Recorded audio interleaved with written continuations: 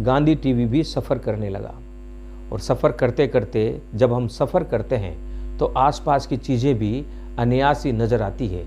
और जब हम पीछे आने वाले लोगों के लिए अगर उस सफ़र को कारगर बनाना चाहते हैं तो निश्चित ही सफ़र में आने वाले कांटों को एक तरफ करना लाजमी होता है और ज़रूरी भी होता है। तो गांधी टीवी वही कर रहा है और हमें कांटों के रूप में कुछ अधिकारी नजर आते हैं। नरेंद्र मोदी चाहते हैं इन बच्चों को नौकरी मिले, जो स्टैंड बाई है, जो मेडिकल फिट है, उन्हें नौकरी मिले। और इसके ऊपर से जो नॉर्दर्न रेलवे बोर्ड के जो बच्चे हैं जो सिर्फ जोन अलॉटमेंट के इंतजार में हैं, उन्हें पिछले 4 महीने से कहा जा रहा है कि कल आना, परसों आना, कल आना, परसों आना।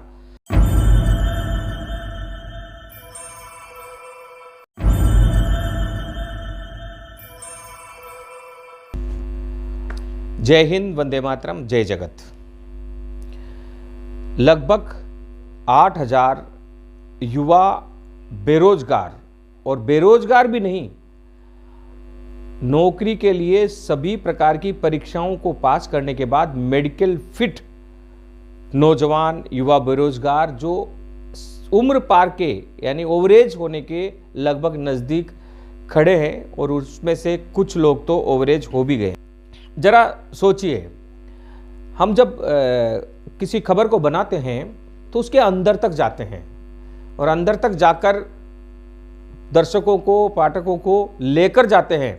जो हमें दिखाई देता है उसे हम दिखाते हैं ताकि वे अपनी राय दे सकें, अपने अपने स्तर पर लोगों की मदद करते हुए, पीड़ितों की मदद करते हुए राष्ट्र निर्माण में अपनी भूमिका निभा सकें।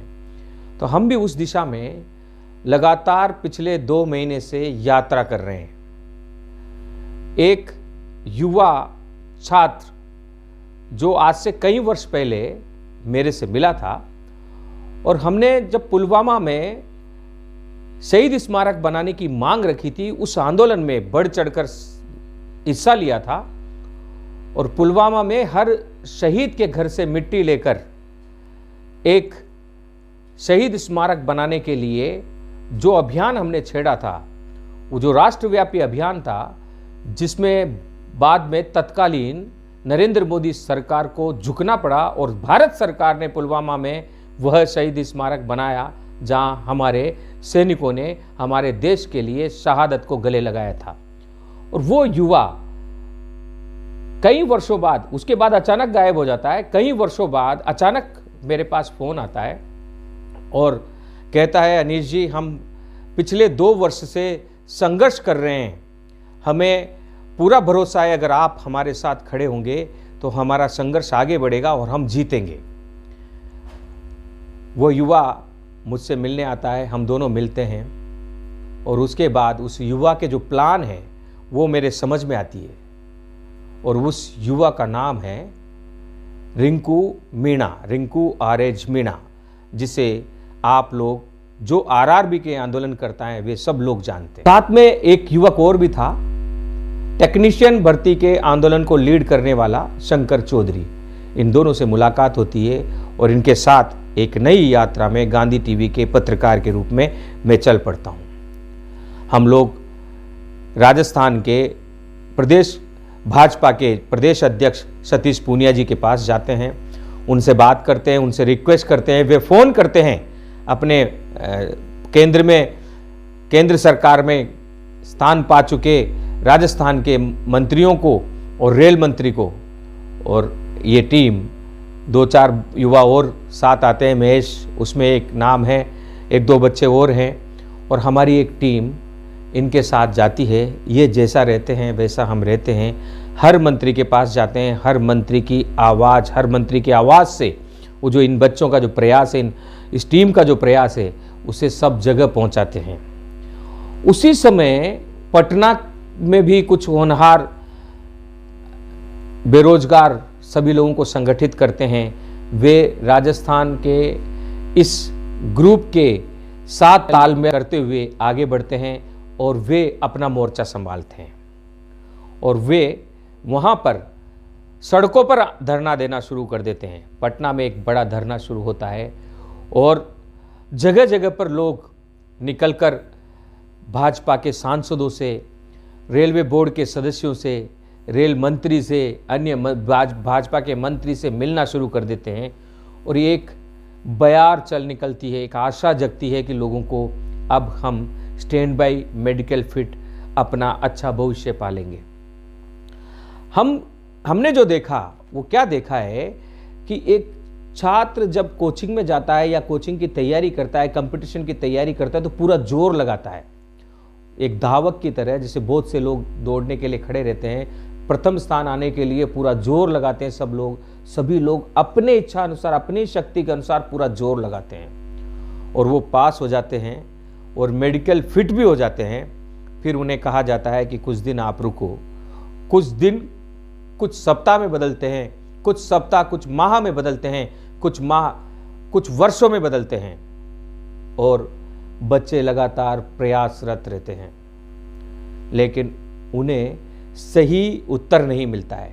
लेकिन इस बार का जो आंदोलन है, इस बार का जो दबाव है, 3 वर्ष के बाद, लगभग 3 वर्ष के बाद ये जो अभी जो आंदोलन शुरू हुआ है, जो दबाव शुरू हुआ है, अलग अलग भाजपा के सांसदों से मिलने की जो प्रक्रिया शुरू हुई है और बीजेपी के बड़े मंत्रियों, प्रधानमंत्री, रेल मंत्री और अन्य लोगों को टैग करते हुए ये जो ट्विटर कैंपेन शुरू हुआ है, सोशल मीडिया पे जो काम शुरू हुआ है, इसने एक बड़ा आंदोलन अंदर ही अंदर उत्पन्न कर दिया है। और इस आंदोलन के बीच में गांधी टीवी भी सफ़र करने लगा और सफ़र करते करते जब हम सफ़र करते हैं तो आसपास की चीज़ें भी अनायासी नज़र आती है और जब हम पीछे आने वाले लोगों के लिए अगर उस सफ़र को कारगर बनाना चाहते हैं तो निश्चित ही सफ़र में आने वाले कांटों को एक तरफ करना लाजमी होता है और ज़रूरी भी होता है।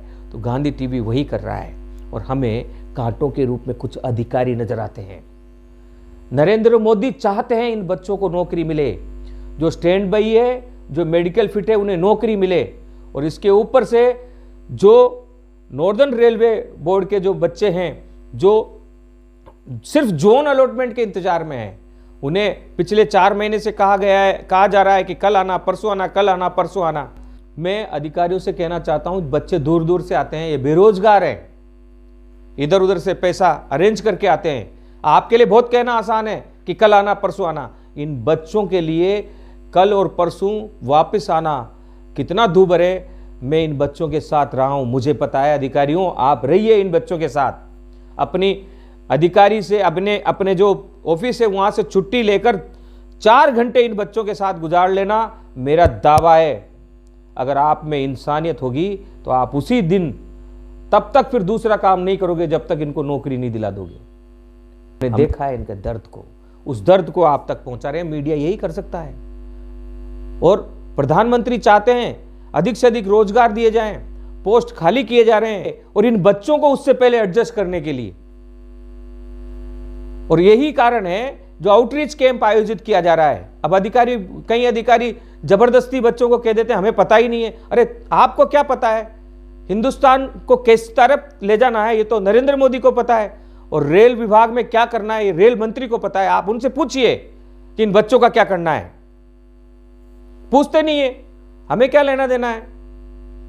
वहां से आदेश आया, हमने कर दिया, पटक दिया। अब जब पूछा जाएगा तब हम कह देंगे साहब ये आ गया, हम आगे भेज देंगे। यही तो हमें हमारे देश को आगे बढ़ने से रोकती है। जापान का एक नागरिक अनायासी हर जगह काम करते हैं। अभी वर्ल्ड कप में हमने देखा एक स्टेडियम में जापान के लोग, मैच खत्म होने के बाद सारे देश के लोग चले गए, जापान के लोग उस स्टेडियम में फैलाए गए कचरे को साफ कर रहे थे।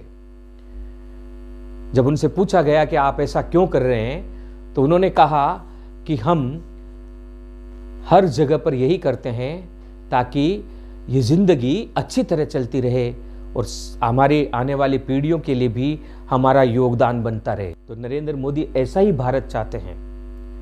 एक और चीज मैं बताना चाहता हूं, आज जो मेरे हाथ हिल रहे हैं ये हाथ की वजह से नहीं हिल रहे हैं, ये मेरे दिमाग की वजह से हिल रहे हैं। यहां से एक इंटेक्शन, एक आदेश जाता है इन हाथों को, उंगलियों को, इन जबान को और दिमाग के कुछ अदृश्य शक्तियों को तब मेरे शब्द निकलते हैं, मेरे ये जिह्वा है ये हिलती है उन शब्दों के अनुसार, और वही शब्द आपके सामने आते हैं, हाथ भी उसी हिसाब से एक्शन करते हैं। जब हम राष्ट्र की बात करते हैं, जब हम सरकार की बात करते हैं, तो दिमाग कौन है?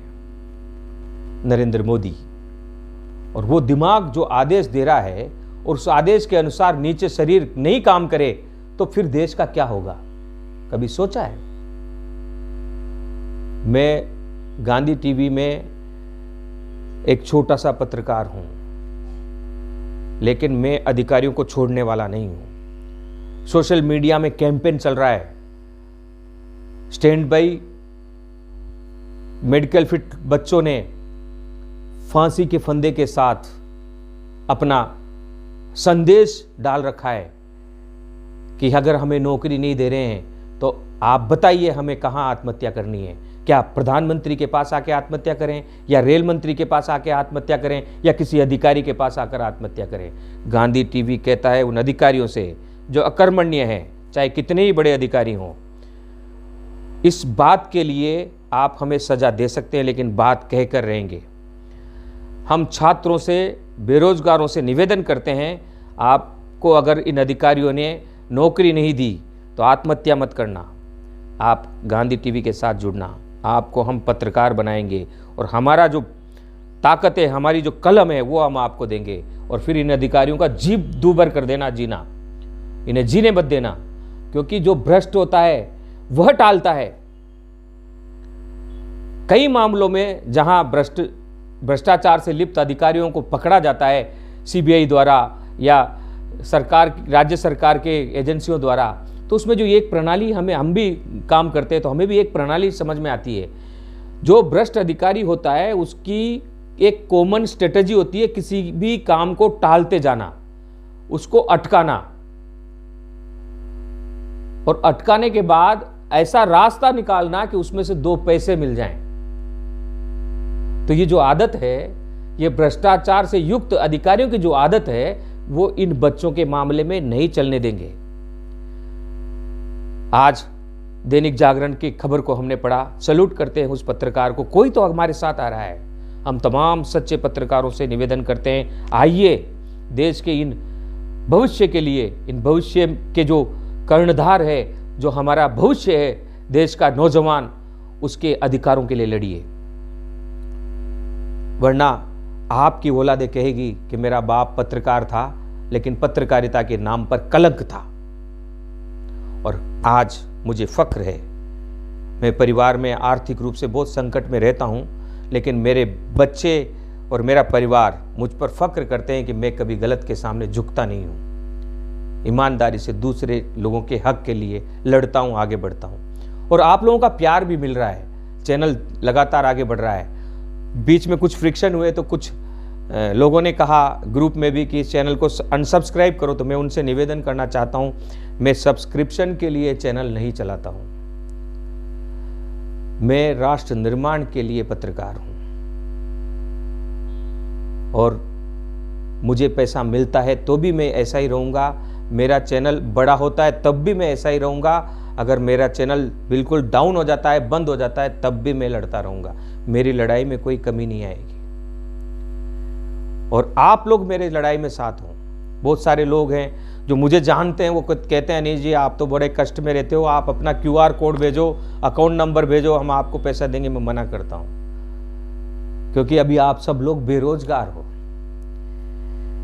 अभी तो वक्त है, हम सक्षम नहीं है इसलिए हम आपको नहीं दे पा रहे, लेकिन अभी तो वक्त है कि हम आपको दें। जब नौकरी लग जाओगे, तब जहां जरूरत होगी, किसी गरीब परिवार की मदद की जरूरत होगी या किसी कहीं पर भी कोई जरूरत होगी, तब आपका ये बड़ा भाई आपको जरूर याद करेगा। उस दिन आप देना। जब तक नौकरी आपकी नहीं लगती है, तब तक आपके लिए किए जा रहे इस संघर्ष में हमारे साथ खड़े रहना। और मैंने इन दिनों में कई लोगों ने मुझे भी अपने अपने ग्रुप में शामिल किया हुआ है। कुछ लोगों ने मेरे को ग्रुप से निकाल भी दिया, उनको डर है कि कहीं ये पत्रकार हमारे ग्रुप के अंदर की बात बाहर नहीं फैला दे। ऐसा नहीं है, मैं बड़ा पारखी माली हूं, मैं फूल तोड़ता हूं, मुझे फूल चुनने हैं, कांटे नहीं चुनने हैं। हर व्यक्ति के जीवन में फूल और कांटे दोनों होते हैं, और यहाँ भी मैंने देखा ग्रुपों में कई बार घर बैठे बैठे जो संघर्ष कर रहे हैं उन लोगों को बहुत कुछ कहा जाता है, उनका मनोबल तोड़ा जाता है। उन लोगों के लिए मैं कुछ पंक्तियाँ पेश कर रहा हूँ, इस आशा के साथ कि अधिकारियों तक और हर सांसद तक मेरा ये वीडियो पहुँचे और राष्ट्र निर्माण के नरेंद्र मोदी और रेल मंत्री के जो उद्देश्य हैं, रेल मंत्री के जो सोच है, नरेंद्र मोदी प्रधानमंत्री की जो सोच है, उस सोच के अनुसार उनके अधिकारी काम करें, उनके विभाग काम करें और हम एक अच्छा राष्ट्र बनाएं। तो ये उन कर्णधारों को, क्योंकि कभी कभी कुछ पंक्तियों से मैं खुद भी प्रेरित हो लिया करता हूँ और खुद भी उससे ताकत पा लिया करता हूँ। तो ये मुझे अच्छी लगी, किसी ने लिखी है तो मैं आपके लिए भी सुना रहा हूँ। तू अपनी खूबियाँ ढूंढ, खामियाँ निकालने के लिए लोग हैं ना, अगर रखना है तो कदम आगे रख, पीछे खींचने के लिए लोग हैं ना, सपना देखना है तो ऊंचा देख, नीचा दिखाने के लिए लोग हैं ना, तू अपने अंदर जुनून की चिंगारी भड़का, जलने के लिए लोग हैं ना, प्यार करना है तो खुद से कर, नफरत करने के लिए लोग हैं ना, तू अपनी अलग पहचान बना, भीड़ में चलने के लिए लोग हैं ना, तू कुछ करके दिखला दुनिया को, तालियां बजाने के लिए लोग हैं ना। ये पंक्तियां मैं अपने उन साथियों को समर्पित करता हूं जो इस आंदोलन को लेकर चल रहे हैं, लोगों के बीच में काम कर रहे हैं और घरों से निकलकर लोगों के साथ, युवा बेरोजगारों के साथ कदम से कदम मिलाकर चल रहे हैं। उन पत्रकारों को समर्पित कर रहा हूं जो इन बच्चों के दर्द को आगे बढ़ा रहे हैं, और प्रधानमंत्री के उस भले मानस को समर्पित कर रहा हूं जिसने इन बच्चों के उज्जवल भविष्य के लिए अपनी कृपा दिखाई है और अधिकारियों से कहा है कि अधिक से अधिक बेरोजगारों को रोजगार दें। स्टैंड बाई और मेडिकल फिट बच्चे अधिकारियों की कृपा के लिए इंतजार में हैं। मैं उन अच्छे अधिकारियों को भी इस पंक्ति को समर्पित कर रहा हूं जो इन बच्चों के लिए पर्दे के पीछे और पर्दे के आगे रहकर काम कर रहे हैं, नरेंद्र मोदी के विजन का भारत बनाने के लिए पूरा प्रयास कर रहे हैं। चैनल को लाइक करें, सब्सक्राइब करें और फॉरवर्ड करें। कई बच्चों ने कहा कि आप उपेंद्र यादव के लिए क्यों नहीं बोलते, आप राजस्थान से बात करते हैं, उपेंद्र यादव जेल में हैं। जी हाँ, उपेंद्र यादव के साथ भी कदम से कदम मिलाकर हम चले हैं। रीट की 31,000 भर्तियों को लाने में, सरकार से लड़ने में महत्वपूर्ण भूमिका आपके इस बड़े भाई ने निभाई है। वर्तमान में मैं कोचिंग महासंघ में प्रदेश अध्यक्ष हूँ और कोचिंग हब लेकर आने में भी हमने काफ़ी काम किया है। यहाँ हम कांग्रेस सरकार के साथ कदम से कदम मिलाकर राष्ट्र निर्माण कर रहे हैं और आपके मामले में हम केंद्र सरकार के साथ कदम से कदम मिलाकर काम करेंगे। हमारा ये मानना है कि कोई भी सरकार का मुखिया, चाहे वो किसी पार्टी का हो, कभी ये नहीं चाहते कि युवाओं का भला न हो, बेरोजगारी न मिटे, लेकिन नीचे के अधिकारी काम नहीं करते हैं। उन अधिकारियों से काम करवाना मीडिया का दायित्व होना चाहिए। तो तमाम मीडिया से भी मैं आह्वान करता हूं कि आप लोग इन बच्चों के दर्द को अधिक से अधिक नरेंद्र मोदी प्रधानमंत्री और रेल मंत्री वैष्णव जी के पास पहुंचाएं, ताकि वे भी जानें कि उनके आदेश के बावजूद अधिकारी कितनी अकर्मण्यता अपना रहे हैं और भारत के भविष्य के साथ